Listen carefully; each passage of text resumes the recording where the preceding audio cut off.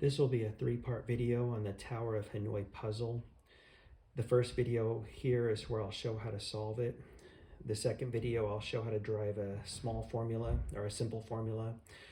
And then the third video is where I'll show how to derive a more complicated formula. I couldn't find an origin to this name on Google or Wikipedia, and so I can only conjecture as to its origin, but Wikipedia said it was invented by some French guy in the 1800s, and at that time Vietnam was a French colony, so I suppose at some point there was a tower in the city of Hanoi that got narrower as it went up. So here's how you do the puzzle. By the way, when I'm making these videos now, I have to be sure and talk really slow because after I post these videos, they'll get sped up significantly. And as evidenced by my hand will teleport across the screen. It'll disappear over here and show up over here, and my speech is sped up at least 10 or 20%.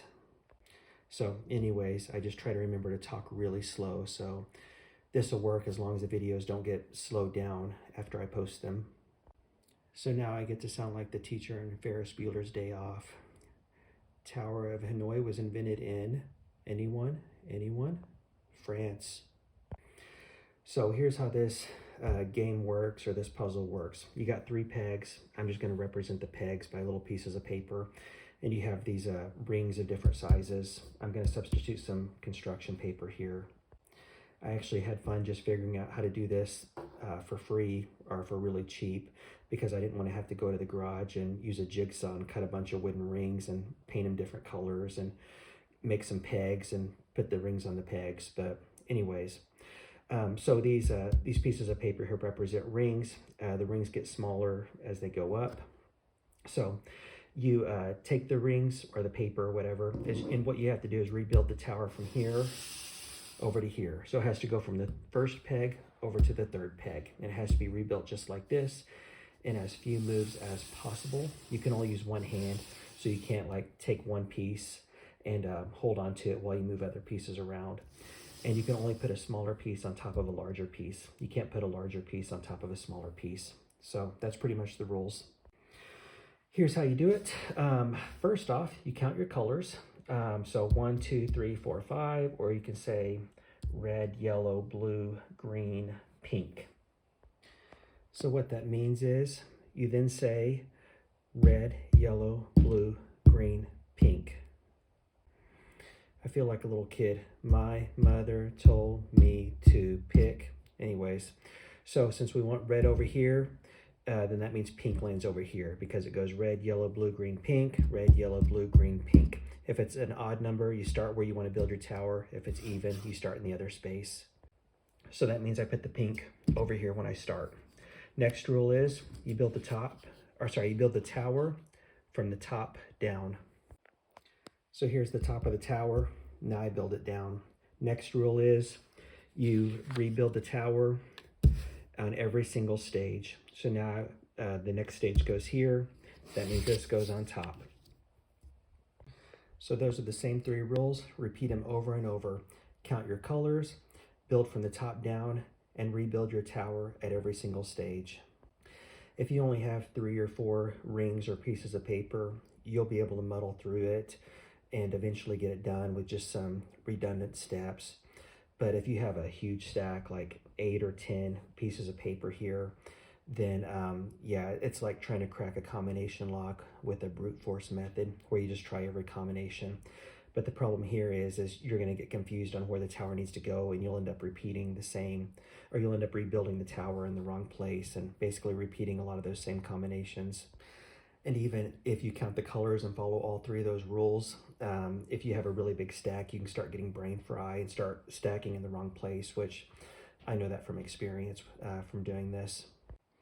What happens is you'll have 3 stacks, and each stack will have several cards in it, and then they start to all look the same, so you'll forget which stack you're supposed to be putting the cards on and which stack you're supposed to be taking the cards off of, especially when it's like your 30th or 40th move. Next up, the blue sheet will have to go over here because there's nowhere else for it to go, and you don't want to start rebuilding on your same stack right here. So repeat the same 3 rules over and over. Count your colors, green, pink, you want green to go on top here. So it goes green, pink. That means the pink has to go over here and green goes on top. And you build from the top down and rebuild the tower every time. So we're building from the top down, we rebuild it every time. Next step, yellow has to go here because there's nowhere else for it to go.